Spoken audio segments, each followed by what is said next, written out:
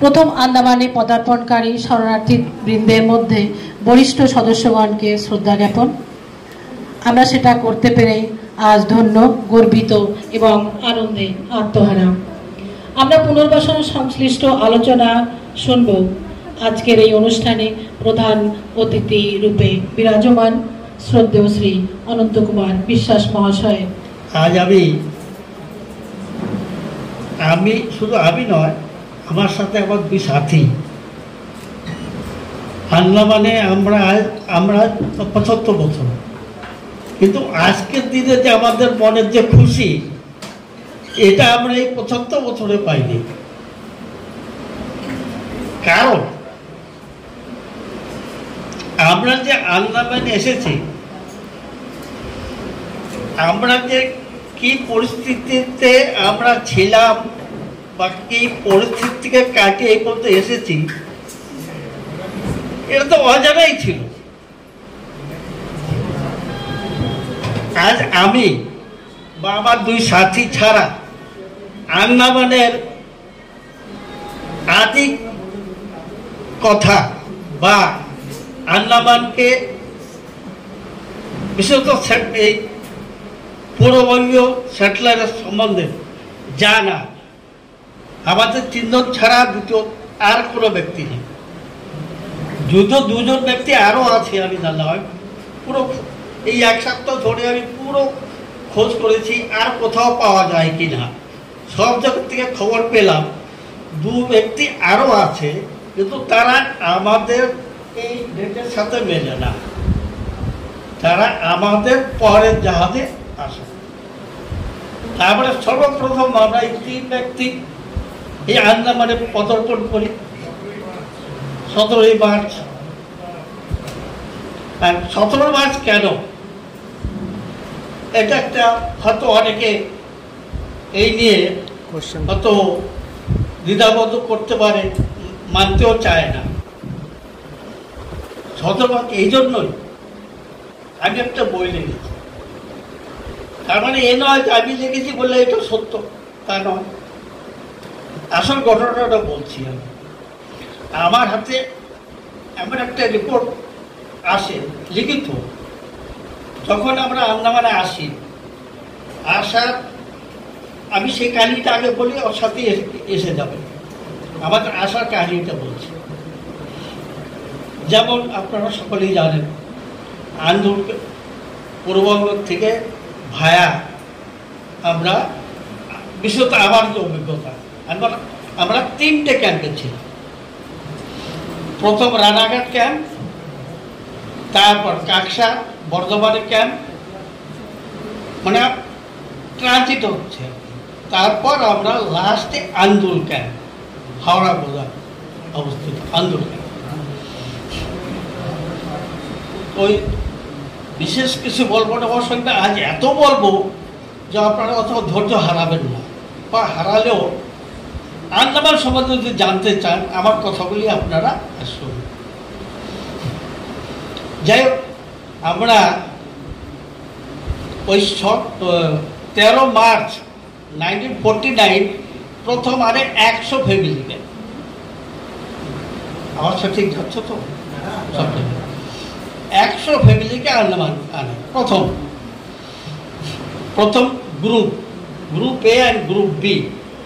Group A ফ্যামিলিটাকে সেটাকে settlement দেয় হামড়িগঞ্জ, মগলুটন, ওয়ান্ডু, নয়াশার, ছোলদারি কিছুটা ফ্যামিলি। তাদের ক্যাম্প তৈরি হয়। সবথেকে বড় ক্যাম্প ছিল মগলুটন, আর একটা ক্যাম্প ছিল পাহাড়ের উপরে, আর একটা ক্যাম্প ছিল হামড়িগঞ্জ পাহাড়ের উপরে, আর ওয়ান্ডুরে একটা ক্যাম্প ছিল, সেটাও পাহাড়ের উপরে। আচ্ছা, ক্যাম্পের বর্ণনা বলছি কেমন ছিল। লম্বা বেত পাতা দিয়ে বাঁশ দিয়ে বানানো জঙ্গলি কাঠ, খুব করে কম্পার্টমেন্ট করে দেওয়া। এক ফ্যামিলিকে এক কম্পার্টমেন্টে অ্যালটমেন্ট, এরকম এক খোপে এক ফ্যামিলি। এই ছিল ক্যাম্পের নমুনা। যাই হোক, আমরা যে জাহাজে করে আসি এসএস মহারাজা, একটা কথা বলতে হয়, যখন আমরা জাহাজে উঠে যাই বিকেলবেলা, আমরা জাহাজে আগে উঠে যাই সন্ধ্যাবেলা, গঙ্গার ব্যাপারটা আপনারা জানেন, জোয়ার ভাটাতে জাহাজ ছাড়ে, জাহাজ দাঁড়িয়ে আছে, একদম লোক লাল ঝান্ডা হাতে সব এসে জাহাজে রেখে নিচে বলছে জাহাজ থেকে নামাও, আন্দামানে নেওয়া চলবে না, আন্দামানে নেওয়া চলবে না। শিপের বাড়ি অবশ্য আমরা জাহাজ উঠে গেছি, আর নামা আমার প্রশ্নই ওঠে না। তো যাই হোক, প্রথম আমরা 100 ফ্যামিলি আছি, এসেও যে আমরা শান্তি থেকে নামতে পেরেছি তা না।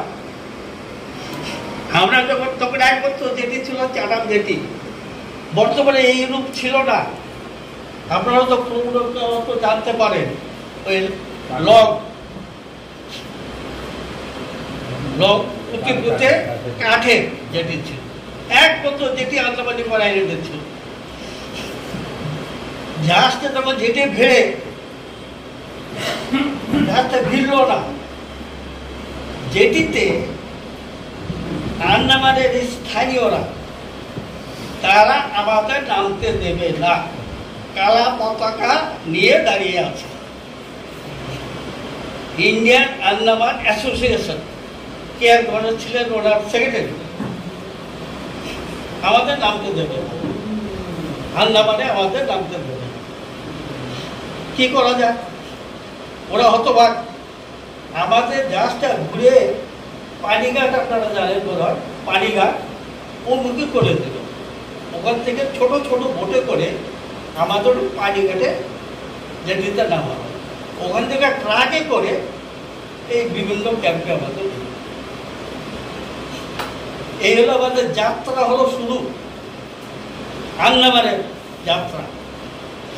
আমাদের কোথায় বসালো সে কাহিনীটি একটু বলা দরকার। যখন এই ভারত দুভাগ হয়, তারপরে এই আমরা যে পূর্ববঙ্গের বাঙালিরা আমরা আসি পশ্চিমবঙ্গে, এবং ওইদিকে পশ্চিমবঙ্গের যারা তারা আসে এদিকে গুজরাট, রাজস্থান, হরিয়ানা, পাঞ্জাব, দিল্লি। ওদিকে একটা চাপ, এইদিকের থেকে চাপ হিন্দুরা। তখনও কিন্তু রিহেবিলিটেশন মিনিস্ট্রি হয়নি, তখন পর্যন্ত ইন্ডিয়াতে রিহেবিলিটেশন মিনিস্ট্রি ছিল না।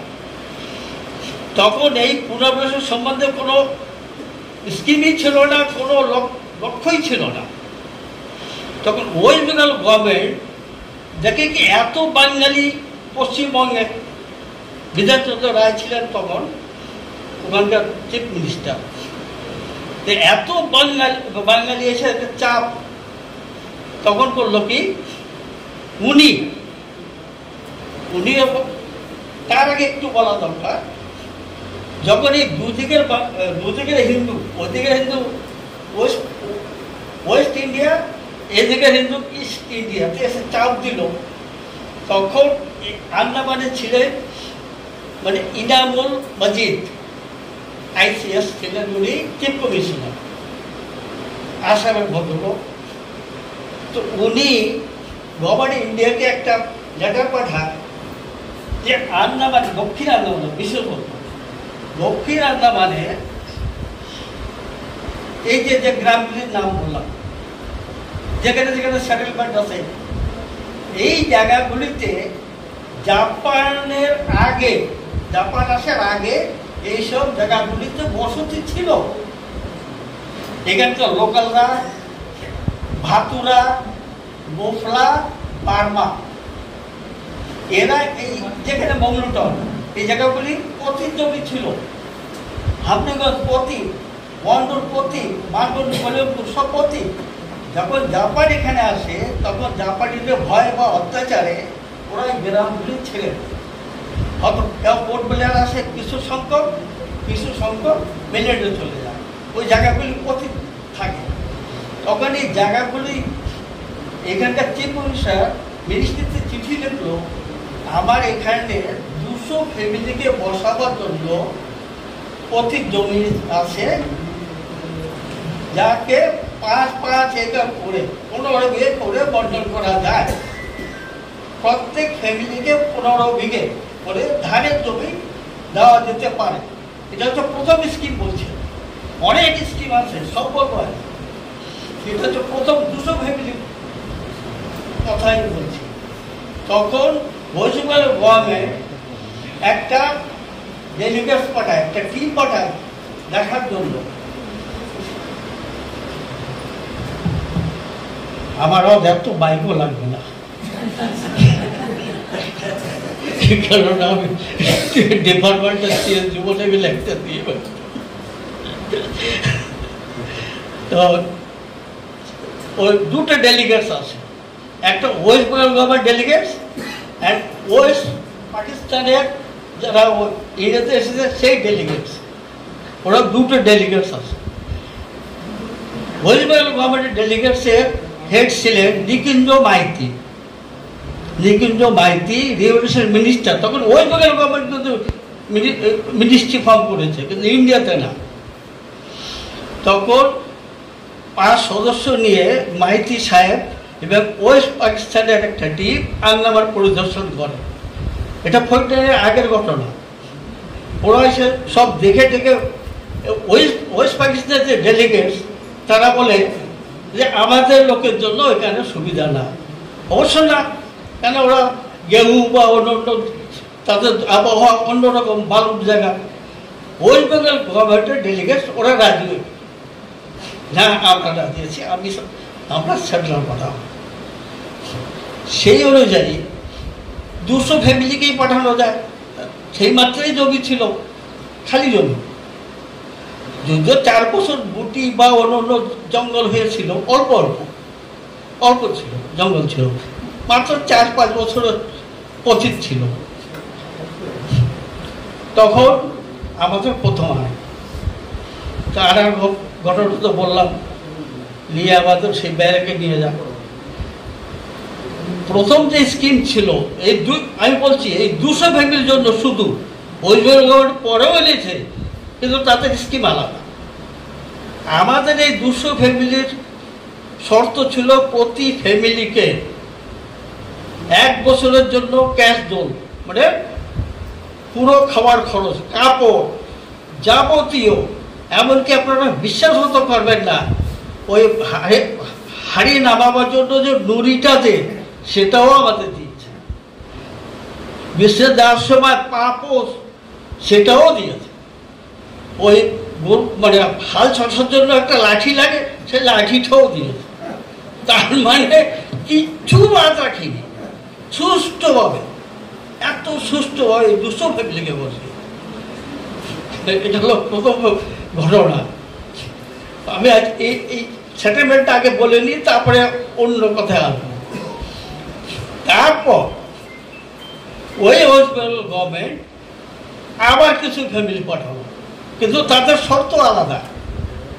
তাদের শর্ত 6 মাস বা 1 বছর ক্যাশ ডোল দেবে, কিন্তু এই যে মোষ বা ঘর ভাঙা বা অন্য যাবতীয় কিচ্ছু তাদের, কেন আপনাদের বোধহয় আমার এইটা লেকচারটা ভালো লাগছে না, যাই হোক, যে তাদের শর্ত আবার আলাদা। তাদের পরিষ্কার জমি না, জঙ্গল কেটে, জঙ্গল অবশ্য গভর্নমেন্ট কেটেছে, জমি দিয়েছে, তাদের হালের গরু বা আমাদের যা যা দেওয়ার ওসব কিচ্ছু দেয়নি। অবশ্য লোন দিয়েছে তাদের 1760 টাকা এরকম করে। এই সেটেলমেন্টটা কত দূর? এটা হচ্ছে যে গুপ্তপাড়া, মঞ্জেরি, তারপর আপনার অন্ডোরে কিছুটা, সোলবে আপনারা জানেন, এই নাইটে যত বাঙালি সেটেলমেন্ট, এটা হচ্ছে সেই সেটেলমেন্ট। এই 200 ফ্যামিলির মধ্যে না, এটা হচ্ছে। আচ্ছা, তারপরে আরো স্কিমে আসলো যে আমাদের তো বসালো, কিন্তু আমরা চলবো কি করে, সেই জন্য কিছু সেটেল আবার আনলো, যে কারিগরি, বিভিন্ন কারিগরি হিসাবে কিছু সেটেলমেন্ট সেইভাবে বসানো, যেমন কার্পেন্টার, ব্ল্যাক স্মিথ, এইসব নানান জাতীয়, তাদের আলাদা স্কিমে, তাদের সব দেয়নি, অত হাউস সাইড শুধু আবার অন্য সরঞ্জাম। তারপর আবার আন্দামানে তখন লেবার ফোর্স ছিল, লেবার ফোর্স একটা ডিপার্টমেন্ট ছিল তখন, পিডব্লিউডি এইসব খুব নগণ্য ছিল, নাম ছিল। একজন ইঞ্জিনিয়ার, স্টিল ইঞ্জিনিয়ার আমার জানা আছে, আমি যখন হায়ার সেকেন্ডারি পাস করি তখন পর্যন্ত বোধ হয় একজন ইঞ্জিনিয়ার তখন কোথাও হয়েছে একজন বা দুজন। তার আগে অ্যাসো, একজন অ্যাসো, ওই সময় অ্যাসো বলতো, জুনিয়র ইঞ্জিনিয়ারকে অ্যাসো, উনি পুরো সতের নামটাকে কভার করতেন। কিন্তু লেবার ফোর্স একটা ডিপার্টমেন্ট ছিল, যেখানে লেবার যাইতে দরকার সেই ডিপার্টমেন্টে দিত। সেই ডিপার্টমেন্টে আবার কিছু সেটলার আনলো, মানে চাকরি করা লোক তাদের আবার সেটলার তারা। উদাহরণস্বরূপ পাল, পিএন পাল, তাহলে একে নাগ মহাশয় প্রেমনগরে থাকেন, আমার বলছে নসিব, এর মধ্যে তাদের নাম আছে। এরা অ্যাজ এ গভর্নমেন্ট সার্ভেন্ট অথচ সেটলার, এরকম অনেক আছে, অনেকগুলি, কমসে 40-50 কি 60 জন হবে, বলতে সে লিস্টটা আছে। যাই হোক, এ হচ্ছে আন্দামানে, সাউথ আন্দামানে বসানো শুধু। এখন কথা হচ্ছে এই নর্থ মিডিল সেটেলমেন্ট, এই কথায় আসি। এখন নর্থ মিডিল সেটেলমেন্টটা যখন দেখে আন্দামানে মানে এই সেটেলমেন্ট হয়ে গেছে, তখন Andaman government, purely it is Andaman government, not central, not waste Bengal, এটা শুধুমাত্র আন্দামান গভর্নমেন্টের কলোনিয়াল স্কিম একটা তৈরি করে ওরা সে কদমতলা থেকে শুরু করে দিগলিপুর পর্যন্ত ইনক্লুডিং হ্যাভলক, ওরা একটা অন্য স্কিম করে তাদের 1760 টাকা লোন হিসাবে তাদের আনা হল। এই 1760 টাকার মধ্যে তাদের যাবতীয় খাবার, ঘর বানাবো, হালের গরু, যাই কিনুক না কেন, ওই 1760 টাকার মধ্যেই তাদের প্রাপ্য, কিন্তু সেটা আবার ফেরত দিতে হবে লোন হিসাবে। এই কদমতলা টু দিগলিপুর এন্টায়ার এবং হ্যাভলকও তার সাথে, নীল নয়। এ হচ্ছে আন্দামান গভর্নমেন্টের সেটলার। এই হচ্ছে আরম্ভ হলো মোস্ট অফলি 54 বানিয়াঘাড়ি, তার মানে কদমতলা। আপনারা যদি কদমতলার লোক এখানে থাকে, বানিয়াঘাড়ি বলে। আগে বোট বা জাহাজ ওইদিকে বানিয়াঘাড়িতে ঢুকতো, এখনকার উত্তরের যেটি ছিল না তখন, ওখান থেকে তাদের ঢোকায়, সেজন্য নাম হয় বানিয়াঘাড়ি। ওখান থেকে প্রথমে Kadamtala, at the same time 54 most probably, same time Kalara, উত্তর আন্দামানে কালারা, ওই জায়গাটা কালীঘাট, কালারা বা ওই অঞ্চলটা। তারপরের থেকে 55, 56, 57 আন্দামান গভর্নমেন্ট, 58, এরকম করে করে বোধ হয় 61 বা 62 পর্যন্ত। হ্যাঁ, বোধ হয় এই পর্যন্ত লাস্ট এদের বসানো। আচ্ছা, এবার আসি আবার অন্য স্কিমে, যেমন নীল বিল্ডিং গ্রাউন্ড আরও, তখন মিনিস্ট্রি অলরেডি হয়ে গেছে, মিনিস্ট্রি অফ রিহ্যাবিলিটেশন। তো ওরা স্কিম করে এই নীল, মিডিল আন্দামানে বিল্ডিং গ্রাউন্ড, আর লিটিল আন্দামান আর একটা আছে ওইদিকে লিম্বুডানা, এই সেটেলমেন্টটা হচ্ছে আরো settlement, ministry of rehabilitation settlement. এদের কিন্তু সকলের আরো ফিলিং বোরিং স্যার, কি আপনার তারিফ করছি আমরা।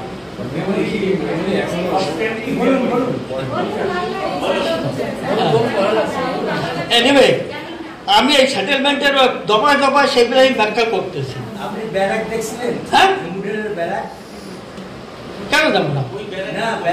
হ্যাঁ, আমরা দেখছি, কেন দেখবো না? আমি 67 রঙ্গতে 100 অফিসার ছিলাম না। তখনই তো নিয়মটা আরম্ভ হয়। 67 I was posted at Rangat as an extension officer. আমি 66 সালে জয়েন করি। আন্দামানের এমন কোনো জায়গা নেই যেখানে আমার পাওয়া পড়েনি। I am only the man I can challenge. I am challenging now. See, আন্দামানে 515টা দ্বীপ আছে। মৌচাক চাষি আবার মৌচাক চাষি Just let me explain. আন্দামানে 515টা দ্বীপ আছে। আমার মনে হয় 350 বা 400 দ্বীপে আমার পাওয়া পড়েছে। No second person, nobody can challenge me because কেননা আমি অ্যাসিস্ট্যান্ট সয়েল সার্ভে অফিসার ছিলাম। একটা প্রজেক্ট এসেছিল দিল্লি থেকে, ইন্ডিয়ার soil map, because I M A soil specialist. আমার ভাব পড়ছিল তারপরে পুরো আন্দামান নিকোবর সয়েল টেস্ট করে আবার সেই রিপোর্ট করে সয়েল টেস্টের ম্যাপ বানিয়ে দিল্লিতে পাঠানো, যে খালি জারোয়া এরিয়া ছাড়া এমন কোনো দ্বীপ নাই যে কোনো ভাবে আমাকে প্রস্তুত হয়েছে। এই তালবুকড়ি 1 মাস হল নাম করে বিভিন্ন বুঝতে পেলে সব জায়গায় 15 দিন 1 মাস আপনার আই হ্যাড টু গো। আমারই ছিল স্যার, আপনি বুঝবেন না তো, grid line 2 kilometre grid in opposite 2 metre grid wherever it is I am to reach there 2 meter by 2 meter 2 meter by 1 meter profile করে আমার সয়েল স্টাডি করতে হয়েছে। বুঝতে পেরেছেন? That is none as because I was assistant soil survey officer. আমি সব ইন্ডিয়াতে যদি সয়েল ম্যাপ থাকে আর নাম্বার পার্ট ইজ মাইন। বুঝতে পেরেছেন? সেই জন্যই বলছি আমার পদ্ধতি কারো পড়েনি। আর no second person, nobody can challenge me. প্রত্যেকটা আইল্যান্ড আমি আমার পাওয়া পড়েছে, যেখানে যেতে পারিনি sir will know. Aerial photo interpretation. I have got 1 year training from. I have got 1 year training from Dehradun API. You know what is API? বুঝতে পেরেছেন? এরিয়াল ফটো ইন্টারপ্রেট করে আমার অ্যানালিসিস করতে এখানে সয়েল কি ওই রিপোর্ট আমার submit করতে হয়েছে। যাই হোক, আমার কথা আমি বলবো না, সেটেলমেন্টের কথায় আসি। হ্যাঁ,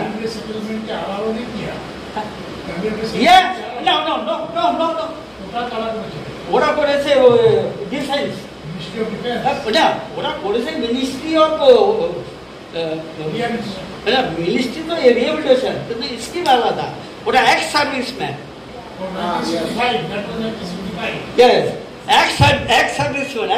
বুঝতে পারেন যে ওর লোকেশন এমন একটা জায়গা যে বর্ডার এরিয়া, ওখানে লোক বসাতে হবে।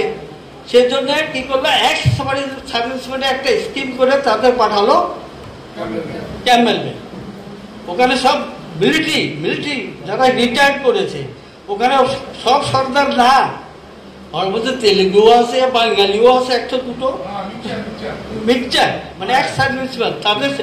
তাদের কেন দেওয়া হলো? তাদের দেওয়া হলো এই জন্যই যে ওখানে যদি বাইরে থেকে কেউ আসে এরা তাড়াবে। তাড়ানো দুধের কথা সব পাঞ্জাবে চলে গেছে প্রায়।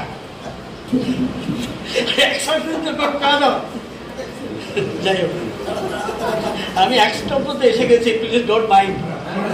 আমি রেভলিউশন স্কিমগুলো বলে নিই। সাউথের নামে আরো একটা কিছু সংখ্যক লোক আছে, বার্মার রিপেট্রিয়েট, বার্মিস। 67-এ একটা চুক্তি হয় ইন্ডিয়া এবং বার্মা। যত বার্মা ইন্ডিয়াতে আগে, এখানে বার্মা কয়েকদিন ছিল, ওয়ান্স আপন এ টাইম, কোনো এক সময় British Sri Lanka, Bharat, Burma, Malaysia, Singapore, Borneo, এই কটা দ্বীপের মালিক ছিল ব্রিটিশ। ওরা এক জায়গার লোক এক জায়গায় আদান প্রদান করতো লেবার হিসাবে বা কর্মচারী হিসাবে। সে সূত্রে বার্মা অনেক আমাদের ইন্ডিয়ান ছিল, আর বেশিরভাগ তামিল। তো 67-এ একটা চুক্তি হয়। সেই চুক্তিতে হয় কি, ওখানকার যারা ইন্ডিয়ান আসে তাদের ইন্ডিয়াতে ফেরত আসা, আর এখানে যারা বার্মা সিটিজেন তাদের বার্মা ফেরত হয়। এইটা হয়েছে 67-এ। আমার মনে আছে আমি তখন আবার পড়তে যাই দেরাদুনে, তখন চাকরিতে আবার পড়তে যাই। আমি যাওয়ার সময় এক বারবার তখন যাওয়ার সময় আপনারা আশ্চর্য হবেন, ওদের কাছে এত সোনা ছিল বার্মাতে। অর্ডিনারি তারা সুর শিকার করে বা অন্য কাজ করে, ওরা ছিল মানে আনসোশাল এলিমেন্ট এক কথায়। যত সব মদ বানানো, ওই সময় মদ খালি ওরাই, আফিন ওরাই করতো, আফিন বিক্রি টেকে যাই কিছু ওরাই করতো, আর শুয়োর মারা ইলিগাল কাজ যত বানানো হতো। তো তাদের কাছে এত সোনা ছিল, একটা উদাহরণ দিচ্ছি। তখন তো আমার কাছে টাকা নাই, কেবল 3-4 মাস চাকরি, তাও ইন্সপেক্টর হিসাবে 333 টাকা প্রথম মাইনা আমার, 1 বছর পর্যন্ত ওই চলেছে। 425 স্কেল ছিল তখন ইন্সপেক্টরের, সে আর কি পাবো। তখন ওই সোনা ওরা চলে যাবে, সকলের কাছে সোনা। আমার আর একটা ইন্সপেক্টর বলছে আমাকে কিছু সোনা কিনে দাও। সে আমাকে 400-500 টাকা দিল। আমি বারবার কাছে গেলাম আমার বন্ধুকে নিয়ে, পরিমল দত্তকে নিয়ে। তো যে আশ্চর্য, সাধারণ বারবার শুয়োর মারে, তার বউ একটা এরকম একটা হার এনে দিল। হারটা কি জানেন? অল গিন্নিস, অল অরম। আমাকে বলে লো, বলছে মাছের চক্কর, ওখানে 8-10টা গিন্নি, আমার কাছে আসে মাত্র 4টে, সব 500 টাকা। তাই বলো इसमें देगा, बोला ये तो नहीं देगा लेकिन तुमको 4-5 ये दे देगा। তাই দিয়ে দিছি। বুঝতে পেরেছেন? 100 টাকা একটা গিন্নি পেয়েছি। গিন্নি মানে ওই আগেকার ওই সোনার গুলো। আমি এটা চাকরি দিই, আমার কাছে একটা রাখতে পারিনি, তখন আমার কাছে টাকা রেখে এখন চাকরি চলে গেছি। সেটেলের ছেলে, অনেক কষ্ট করে তো বিএসসি এগ্রিকালচার করেছি। বুঝতে পেরেছেন? এই সব সম্পর্কে দিক এই ছিল। যাই হোক, এসব কথা আসবো, আগে সেটেলমেন্টটা পুরো করে নিই। তারপরে ওই বার্মাদের ইন্ডিয়ানদের নিয়ে আসলো, তারা বেশিরভাগ তামিল। তাদের কোথায় বসানো হয়েছে আপনারা তো জানবেন, মাইলস তিলক বলে একটা, নট মাইলস তিলক, সরি, কি যেন সোলবে 8 বা মানাঘাটের ওই যেখানে জেটটি আছে তারপর থেকে আরম্ভ হয়ে, ওই মানাঘাট যে জেটটি আপনারা জানেন কিনা, লাস্ট ওখান থেকে আরম্ভ হলো আপ টু 8 or 9, 10, আমার মনে হয় 14 এবং 12 হচ্ছে বলে বাঙালি, তার এদিকে যত সব হচ্ছে সেই তামিল সেটেলমেন্ট। এই সেই সেকেন্ড ইসে। আর একটা সেটেলমেন্ট আছে আন্দামানে, সেটা হয়েছে সিলোন রিপেটিভ। সিলোনিজ রিপেটিভ তাদের ওই ইন্দিরা গান্ধীর সময় একটা চুক্তি হয়, তাদের নিয়ে আসে, তাদের বসানো হয় কাচাল। আপনারা জানেন কিনা কাচাল দ্বীপ নিকোবরে, তাদের আনা হয় অ্যাজ রাবার প্লান্টেশন ওয়ার্কার। বুঝতে পেরেছেন? 3 একর জমি, ঘর মানে কটের মতো ঘর, মানে আমি সেখানে গেছি, সেখানে পশ্চিম ছিল আমার, আর 3 একর করে জমি। আর তাদের কাজ ছিল রবার গাছে দুধ বের করা আর রবার বানানো। আর এক সংখ্যক এনেছিল, তারা ছিল লিটিল আন্দামান। লিটিল আন্দামানের লাস্ট কি যেন বিমানপুরমে দেখো, আর আছে বিমানপুরম, আর একটা জন্য আর রবীন্দ্রনাথও আছে। বুঝতে পেরেছেন? রবীন্দ্রনগর। হ্যাঁ, ও আমার পয়সা না তো গুপ্ত করা, হ্যাঁ একবারে পয়সা না। ও এই হচ্ছে সেটা সম্বন্ধে আপনাদের বললাম যে বিভিন্ন ধাপে, সেটা কিন্তু আমার বইতে না। আমার এই বইটা লেখার উদ্দেশ্য সেও আপনাকে বলছি। আমি লেখক না, আমার পরিচয় ক্লাস 5 পর্যন্ত মৌলন স্কুলে বাংলায় পড়া। তখন সেই যুগে ওয়েস্ট বেঙ্গল গভর্নমেন্ট আমাদের পড়াবারও সব বইপত্র সব দিতে। আর আমাদের মধ্যেই এই 200 ফ্যামিলির মধ্যেই যারা শিক্ষিত 8, 6, 9 মেট্রিক, তাদের আর মাস্টার, তাদের কাছে পড়া। আমার যে মাস্টার ছিলেন উনি 8 পাস, বুঝতে পেরেছেন, ক্লাস 5 পর্যন্ত ওখানে পড়েছি। তো তখনকার যে ওয়েস্ট বেঙ্গলের তখন পর্যন্ত ভারত স্বাধীনের এখনো ছোঁয়া পায়নি, ওই বইগুলি কিন্তু ব্রিটিশ যুগের বই ছিল ওই সময় সিলেবাস। আমি ক্লাস 5-এ ওয়ার্ল্ড হিস্ট্রি পড়েছি, আপনারা বিশ্বাস করবেন? আমি ক্লাস 5-এ ওয়ার্ল্ড জিওগ্রাফি পড়েছি, বিশ্বাস করবেন? বিশ্বাস করবেন না। তখন বইগুলি ছিল অন্যরকম, সেই বই পড়ে সব সিলেবাস চেঞ্জ হয়ে কোথার থেকে কোথায় চলে গেল। এখন ক্লাস 5-এ ছাত্ররা 2+2 বোধহয় ঠিক মতো বসাতে পারবে কোনো সন্দেহ। আমার ইতিহাসের কথা মনে আছে, ওই যে রোমের রানী বলছে কেক খাও, মানে রুটি পাওয়া না যায়, তাতে কি আছে, কেক খাও তোমরা, সেটাও তখন ওই ক্লাস 5-এ পড়ে গেছে। এখান থেকে চল লাইট এটা কারে একটা দাঁড়িয়ে চীনের, বুঝতে পেরেছেন, তাও পড়ে গেছে। তারপরে এখানে এসে ক্লাস 6-এ ভর্তি হয়ে 11 পর্যন্ত আমি আন্দামানের ফার্স্ট হায়ার সেকেন্ডারি ব্যাচ, সেটা সব পরে বলবো। আর আমার পড়ার কাহিনী আমি পরে বলবো, আগে এই সেটেলমেন্টটা শেষ করি। তো এই হচ্ছে তখন দুর্দিন। আর এই যে সেটেলমেন্ট, নর্থ মিডিল যত সেটেলমেন্ট হয়েছে আমার চোখের সামনে, তখন আমি পোর্ট করে পড়াশোনা করি।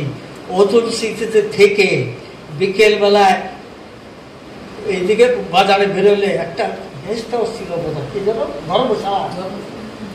ধর্মশালা, কি অত্যাচার হতো বাবারে বাবা, সে আর বর্ণনা করা যায় না। যাই হোক, মানে আমি প্রত্যক্ষ সাক্ষী দর্শী এই যে সেটেলাররা যারা এসেছে, তখন আমার বয়স অলরেডি 12-13 হয়ে গেছে। তখন আমি এখানে পড়ি, 8-9 পড়ি। তখন বাস 0, শূন্য, সে কথা পরে আসতে, সে কথা পরে আসছে, সে তো বলবো, আমার জীবন কাহিনী বলবো, তখন বলবো।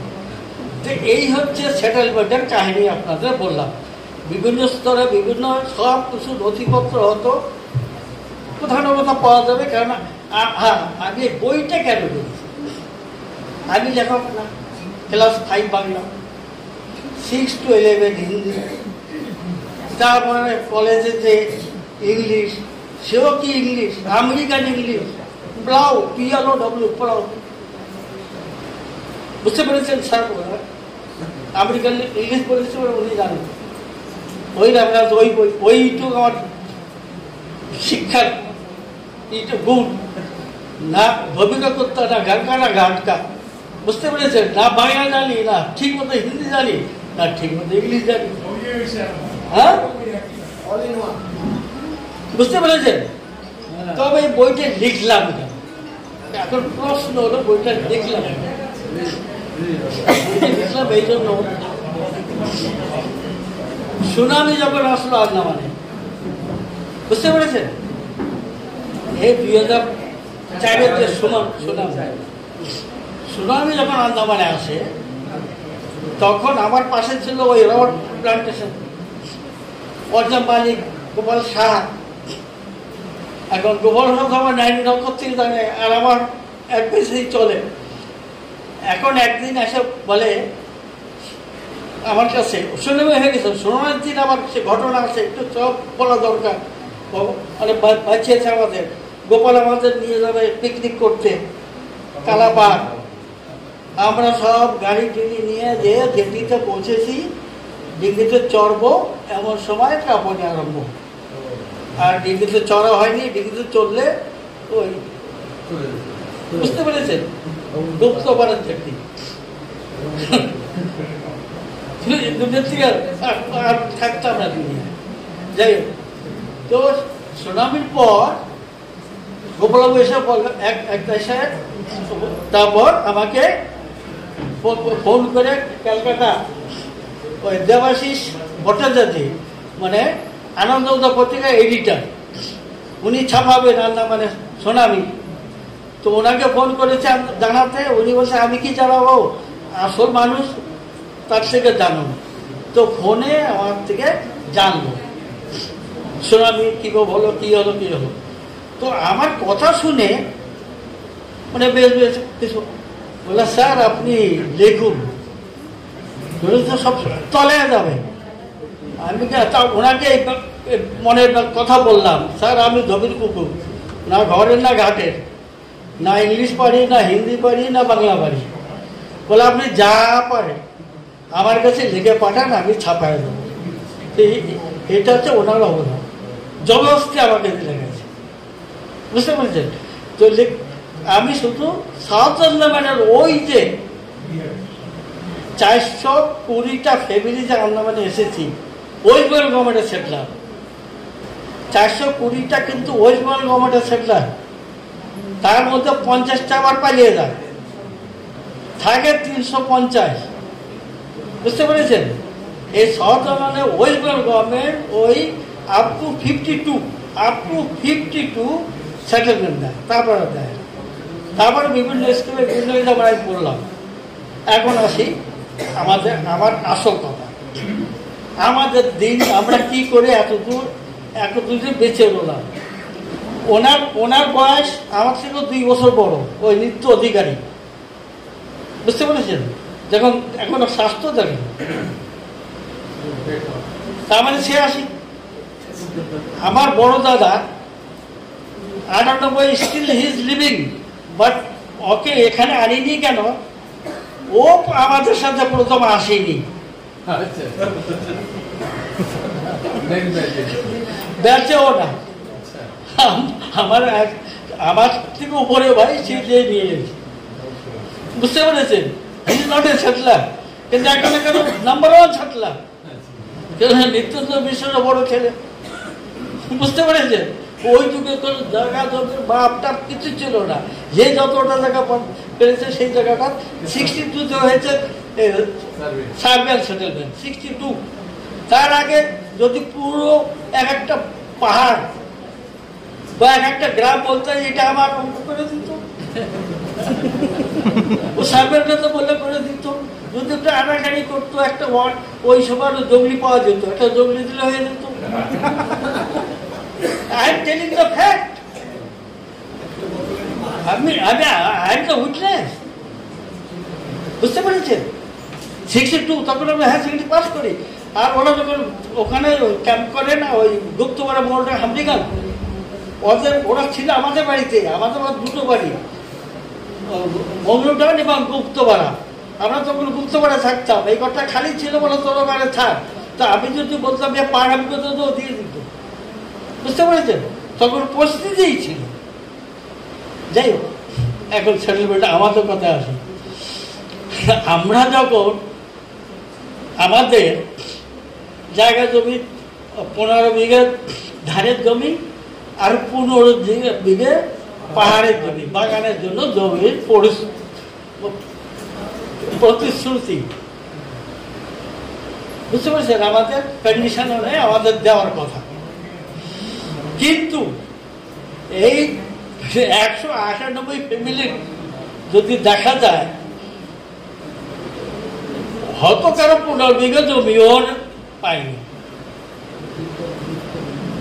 বেশি পাওয়া তো দূরের কথা, বাগানের জমি বা এ জমি কিচ্ছু পায়নি বা নেয়নি, দরকার পড়েনি। বুঝতে পেরেছেন? এই জঙ্গল কেটে বাগান বানাবো, তাই আমার বইতে সমীক্ষা দেওয়া আছে। এর মধ্যে চাষি সম্পদ খুব কম ছিল, দোবা নাপিতেই বেশি, কোনদিন চাষবাস করেনি।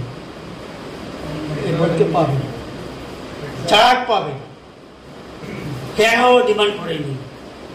আশ্চর্যের কথা, পাশাপাশি সারা জঙ্গল ভালো জমি, কেন ডিমান্ড করেনি।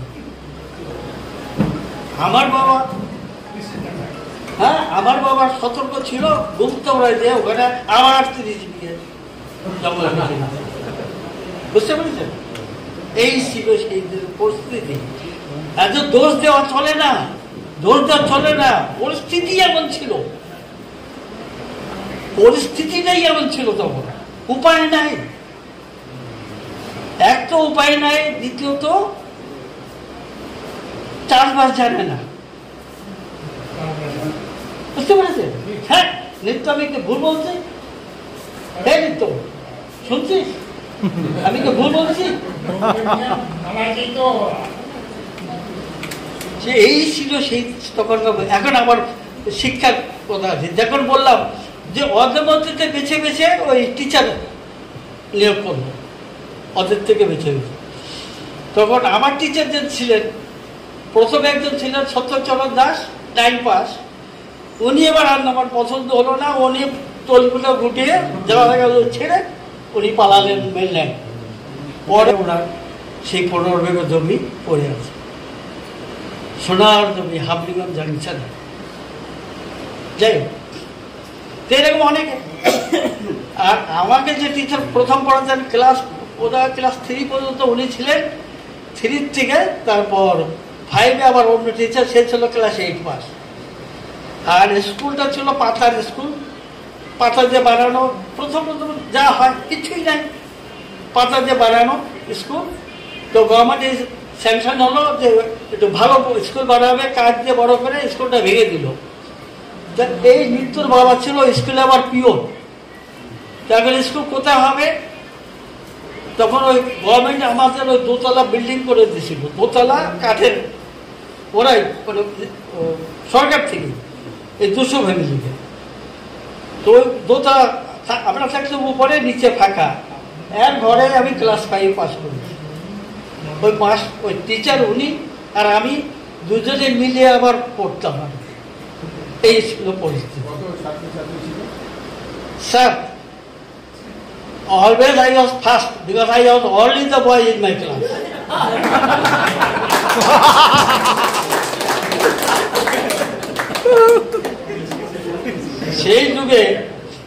সেই যুগে তার একটা ছিল পোর্টব্লেয়ারে, ওই বিভিন্ন যত স্কুল ছিল না, বছরে একবার অ্যানুয়াল ফাংশন করতো, স্পোর্টস করতো, ট্রাকে করে আমাদের নিয়ে আসতো।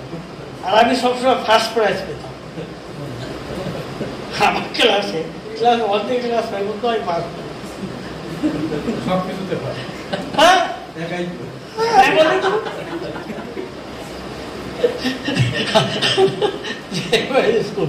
এখন আসি আমার আসল কথায়, কষ্টের কথা।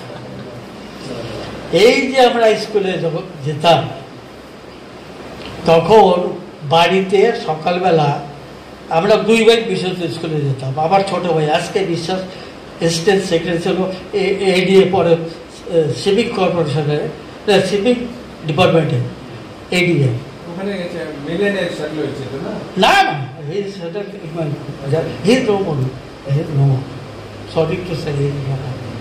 যাই হোক, আমরা 2 ভাই, আর বড় 3 ভাই ছিল। বড় 2 ভাই বিয়ে করে, সরকারি জমি পাওয়া যায়, বিয়ে করে ওরা 1 সপ্তাহের মধ্যে ওদের জমিতে চলে গেল। আমার বাজার ছিল না। যখন আমরা বাংলাদেশে, উই হ্যাভ লস্ট আওয়ার বাজার এট বাংলাদেশ ইটসেলফ। 5 ভাই আমরা, চিন্তা করুন। ফিমেললেস ফ্যামিলি ছিল আমাদের, বাবা ছিল। তা নিজের রান্না টান্না করা, নিজেই সব কিছু করা। ওই যুগে কিন্তু ওই ধানের মেশিন বা অন্য কিছু ছিল না, ওই ঢেকিতে ধান বানতে হতো, বুঝতে পেরেছেন? আর এই ধান আমি করতাম, ছোট রান্নার লোক নাই, আমি রান্তাম। ডেকসি নামাতে পারতাম না, 2 ভাই মিলে নামাতাম। কেমন দিন গেছে চিন্তা করে। তারপরে আবার স্কুলে যেতাম। 4-5টা মোষ ছিল। সকালবেলা 1 ভাইয়ের ডিউটি ছিল, সকালবেলায় উঠে ওই মোষ চালানো। স্কুলের সময় ওই 8টা-9টার সময়, if anybody feeling any bored, then I will stop. সকালবেলা ওই লম্বা রশি দিয়ে বোর্ডগুলো দিয়ে বেঁধে মাঠে রেখে চলে যেত। 3টার সময় স্কুল খুলতো, আবার এসে 1 ভাই প্রচার হতো, আর 1 ভাই রান্না টান্না, ঘরের সংসারে কাজ করতাম। আমরা 2 ভাই এইভাবে ক্লাস 5 পাস করলাম। বুঝতে পারো, ধান চাষ করা, ধান কাটা, ধান মলা, ধান রোপণ করা, সব কিছু করা ওই ছোট বয়স থেকে অভ্যাস আমাদের। তখন আমি ভাবতাম এত কষ্ট আর করা যায় না, কিছু না কিছু একটা করতে হবে, এর থেকে বেরোতেই হবে। কি করে বেরোবো? ক্লাস 5-এ পড়তে কোনো স্কুল নেই, হ্যাঁ একমাত্র স্কুল বয়েজ স্কুল। চিন্তা করুন, সেই দিনে আমরা যখন আসি তখন আন্দামান নিকোবর আইল্যান্ডে একমাত্র স্কুল ছিল boys school up to matriculation.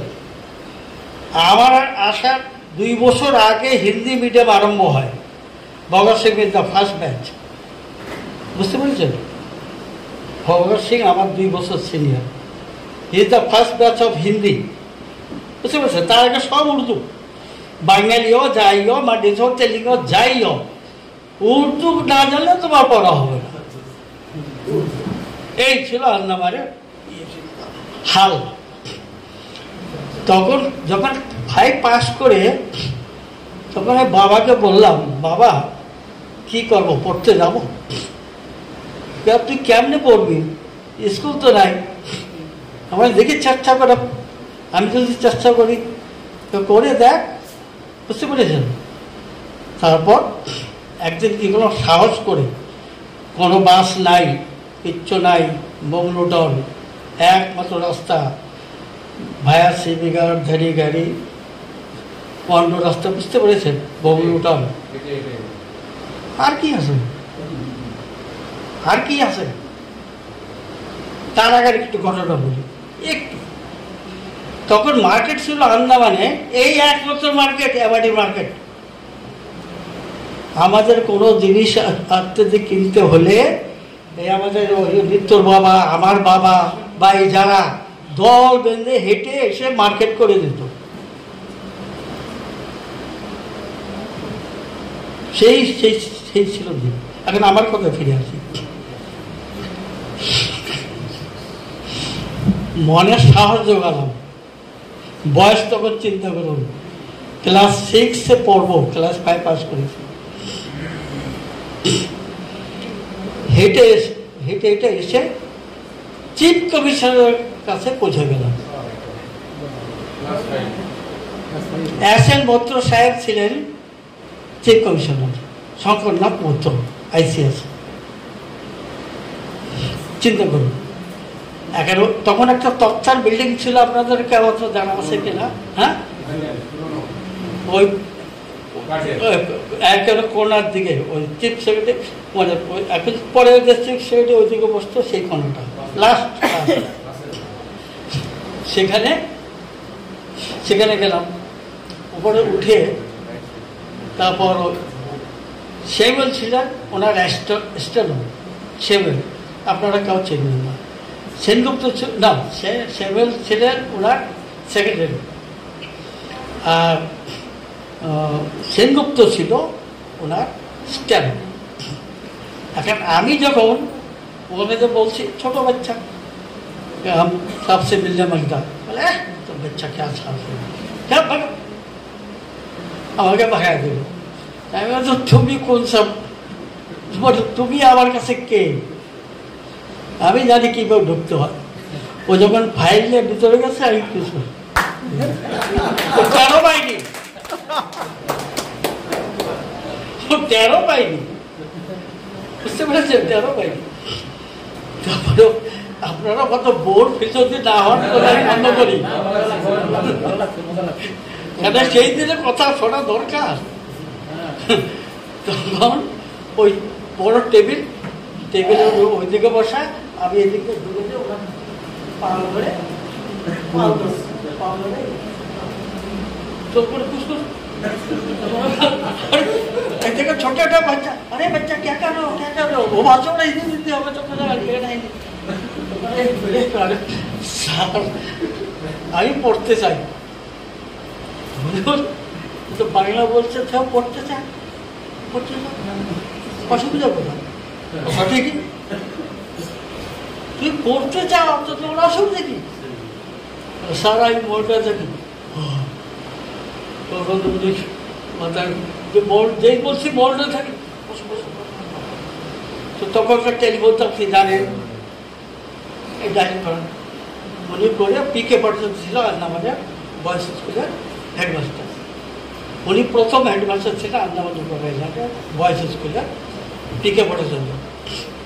তো উনি ওনাকে ফোন করলেন, এই ব্যাপার, আমি গাড়ি পাঠাচ্ছি, আপনি একটু আমার কাছে আসুন, সাথে চলে আসুন, ইমার্জেন্সি। বেশি করে বসে রইলাম। তো উনি আসলেন, উনিও আমার পাশে বসলেন। উনিও বাঙালি, উনিও বাঙালি, দুইজনই বাঙালি। তো বলছে, কি ব্যাপার, কেন ডেকেছেন স্যার? বলে, এই ছেলেটা খোকাকে দেব, এ পড়তে চায়, পড়তেছে, পড়বে। বলে, পড়বে তো, এ তো থাকে বগলুটা নেই, এ আপনার এখানে পড়তে চায়। মাথা কি করা যায়? এই দুইজন মিশে কি পরামর্শ করবে? লাস্টে বলো, স্যার একটাই রাস্তা আছে। তখন আন্দামানে কোনো কিচ্ছু নাই, ওষুধ তো দূরের কথা, স্কুলই নেই, খালি বয়েজ স্কুল ছাড়া। বুঝতে পেরেছেন কি অবস্থা? বাস নেই, কিচ্ছু নাই, মলটাকে হেঁটে আসা ছাড়া উপায় নাই।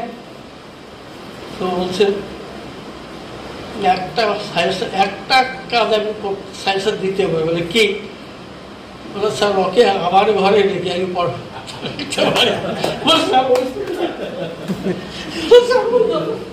আমি থাকবো, রাজি হয়ে গেলাম।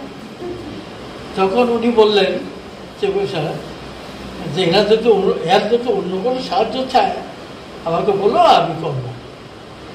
ঠিক আছে, তুমি রেখে পড়ো। ঠিক আছে, 1 বছর ওখানে কাটালাম। বুঝতে পেরেছেন? আচ্ছা, তখন হলো কি, হিন্দির থেকে বাংলার থেকে হিন্দি। বুঝতে পেরেছেন? অসুবিধা বুঝি সব। বীরভদ্র সিং ছিল তখন আমার ক্লাস টিচার, 2টা সেকশন, উর্দু আর হিন্দি। বীরভদ্র সিং ছিলেন ওই যে ডাইরেক্টর হেলথের, যে ওনার কাকা। হ্যাঁ, মলটাকে আমাকে ইংলিশ পড়াতো, বিএ পাস হয়ে দিয়ে ইংলিশ পড়াতো। আচ্ছা, তারপর কি বলছে? আচ্ছা, হিন্দি তো বুঝি সব, লিখতে তো পারি না, প্রকাশ করতে পারি না। বুঝতে পেরেছেন? সার্টিফিকেট সব জানি। যখন 3টা পরীক্ষা হতো, কোয়ার্টারলি, হাফ ইয়ারলি, ফাইনাল।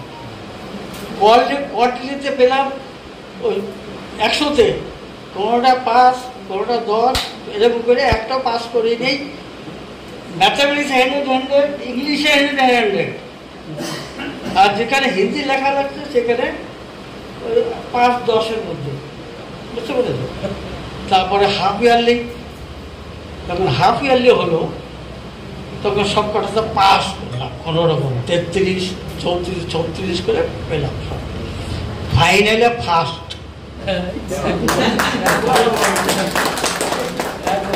আমার নাগাল পায় কি, আমি যে সিলেবাস পড়ে আসি না,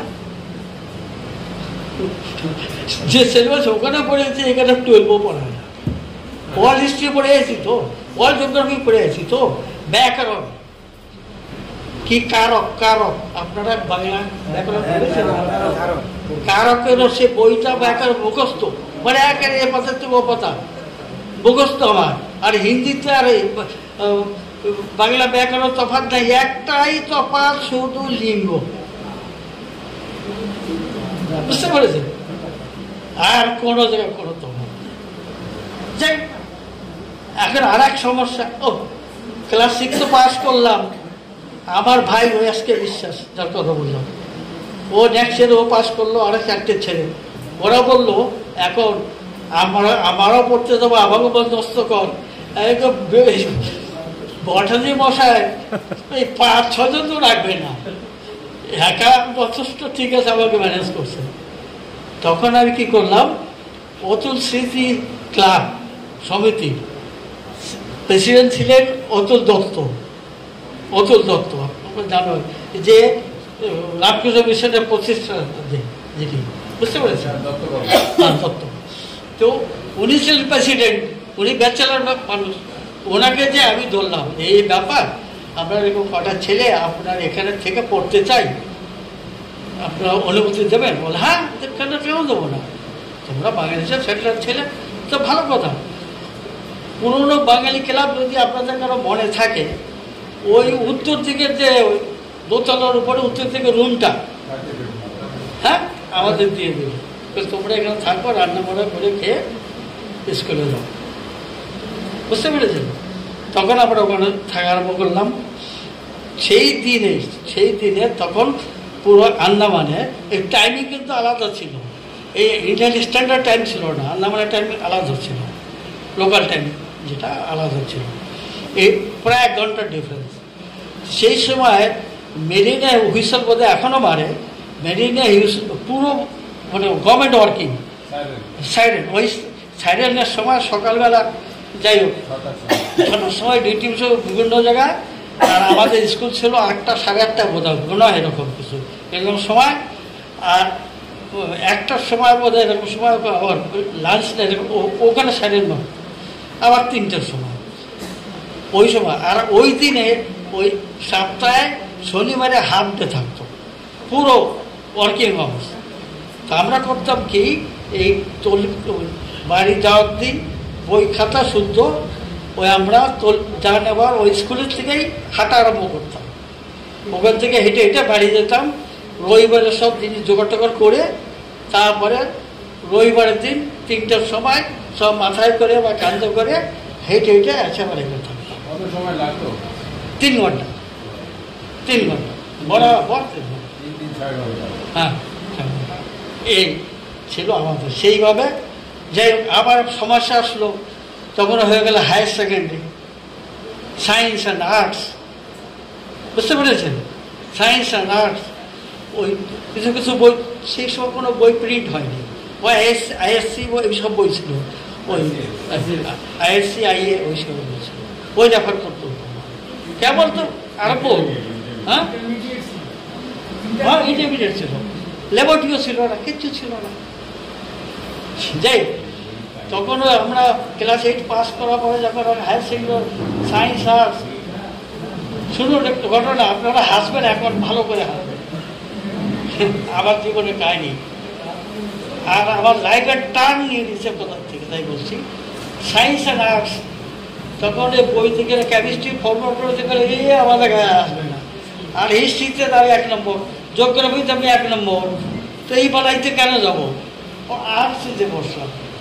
তখন ওই Hindi Urdu medium, Hindi and Urdu medium, কিন্তু আর্টস মানে হিন্দি উর্দু একসাথে থাকবে, আর সায়েন্স মানে হিন্দি উর্দু একসাথে থাকবে। মাস্টার লেকচার দেবে, তোমার নিজের ভাষায় দেখবে না। বুঝতে পেরেছেন? 2টো সেকশন, তখন 2টো সেকশন হলো, তো পাশাপাশি একটা সেকশনেই হলো, আর পাশে আরেকটা সেকশন, একটা আর্টস সেকশন, একটা সায়েন্স সেকশন। বেশি লম্বা হয়ে যাচ্ছে আর কি, এসবগুলি শুনে রাখার দরকার। আমার আন্দামানের ঘটনা, সব আন্দামানের রিলেটেড, কী অবস্থা ছিল তখন। তো তখন হয় কি, আমি ওই আর্টসে যে বসলাম, আমরা যতগুলি ভালো ভালো ছেলে ছিলাম, আমরা পরামর্শ করে আর্টসে যে বসলাম। তারপর 3-4 দিন স্কুল হলো, আর একটা এইদিকে সায়েন্স সেকশন, সায়েন্সের মাস্টার ছিল হেড ক্লাস টিচার বিবি চক্রবর্তী, বুঝতে পারেন উনি। আর আর্টসে ছিল আমিনা বিবি, উনি ক্লাস টিচার। বুঝতে পেরেছেন? তো প্রথম ক্লাসে হতো ইংলিশ পড়া হতো, প্রথম ক্লাসে ইংলিশ। সামনে বেঞ্চের 4-5টা মেয়ে আর আপনার পিছনে। তো আমাকে আমিনা ম্যাডাম কোনো একটা ইংলিশের কোনো একটা প্রশ্ন করেছে, बताओ इसका आंसर बताओ। আমি পারিনি। আমার সামনে যে মেয়েটা ছিল তাকে জিজ্ঞাসা করলাম, পরে সে প্রিন্সিপাল হয়েছিল, ওই খানের মেয়ে নিকাত, যাই হোক, তাকে জিজ্ঞাসা করলো, সে বলে দিয়েছে, বলে उसका কার মরর বলো। আমার কার মরর দিছে, আর আমি সাথে ঘর থেকে বাইরে। বুঝতে পেরেছেন? তারপরে আবার ঘন্টা বাজে আবার ক্লাসে ঢোকে, আমার যে বন্ধু, সে বলে তুই কেন দাঁড়াচ্ছিস, চল ভিতরে। আমি ও ক্লাসে আর যাবো না। কী করবি? আমি পাশে ক্লাসে যাবো, আমি সায়েন্সে চলে যাই। টার্নিং ভালোই তো হলো। চিন্তা করুন, আমি যদি বিয়ে পাস করতাম হয়তো ও জায়গায় মাস্টার হতাম বড় জোর। আরে সে কাহিনী শুনবেন, সেটাও শুনে দিন। তখন আমি অ্যাসিস্ট্যান্ট ডাইরেক্টর বা এগ্রিকালচার অফিসার সাউথার না, মানে উনি প্রিন্সিপাল ওমলি মেজর।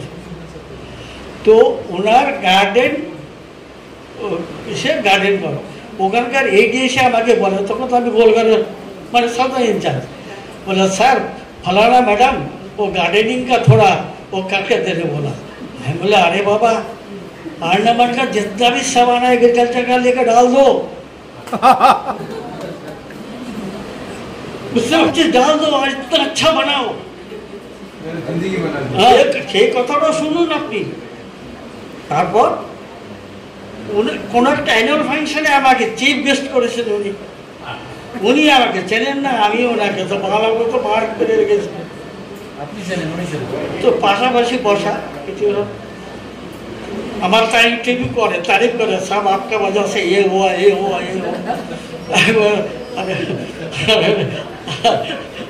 दिक्कत, अरे दिक्कत तुम तारीफ भी छोड़ो, तुम हमको पहचाना? बोले नहीं, हम तुम्हारा क्लासमेट है। बोला क्या बात करते हो? ना अरे तुम कान मरोड़ दिया करके तो हमें इस जगह बैठा है। Sorry sir, sorry sir, sorry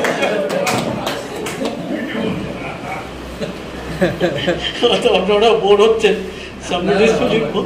anyway আমি কাজের জায়গায় আসি না, ওই দিনে ঘটনা আমার পরে আমারই গ্রামের একটা ছেলে বেরোয় গ্রাজুয়েট, সে হয়েছে 12 বছর পর। চিন্তা করুন, না ওটারই বিয়ে বিকম। তার মানে আমি তফাৎটা দেখাচ্ছি, এর মধ্যে কেন করতে পারিনি, শুধু এই ডিফিকাল্টির জন্য করতে পারি। হ্যাঁ বুঝতে পেরেছেন? আমি অত কষ্ট করে ওই ভট্টাচার্য মাস্টার আর অতদিতে রান্না করে খেয়ে হেঁটে করতে পেরেছি, সেই জন্যই আমি। আর অন্যরা পারেনি। পরে যখন বাস সার্ভিস আরামায় আন্নামানে সামায় 58 or 60 এরকম সময়, তাহলে সেই দিনের কাহানি। যাই হোক, আমার মনের যা আক্ষেপ ছিল। আরেকটু ঘটনা বলতে হয়, এটা না বললে নয়।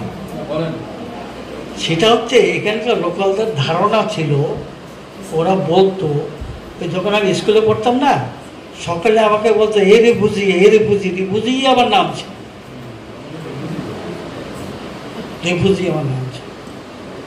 তারপরে ঘটনা শুনুন, আমি যখন অফিসার হয়ে যাই সাউথ আন্দামানে, আবদুল্লাহ কুট্টির নাম শুনছেন বোধ হয়।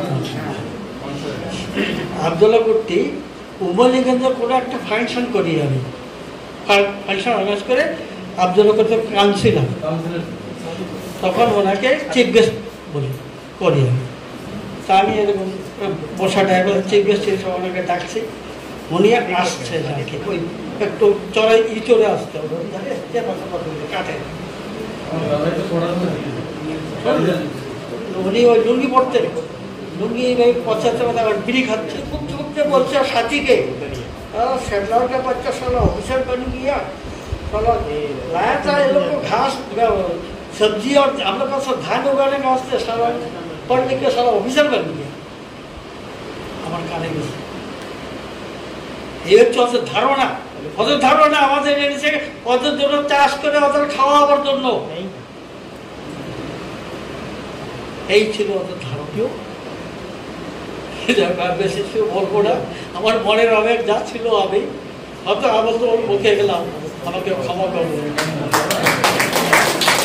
বন্ধুরা, তোমরা হয়তো ভাবতে পারো যে এই অনুষ্ঠানটা আমি পুরোটাই কেন শেয়ার করছি।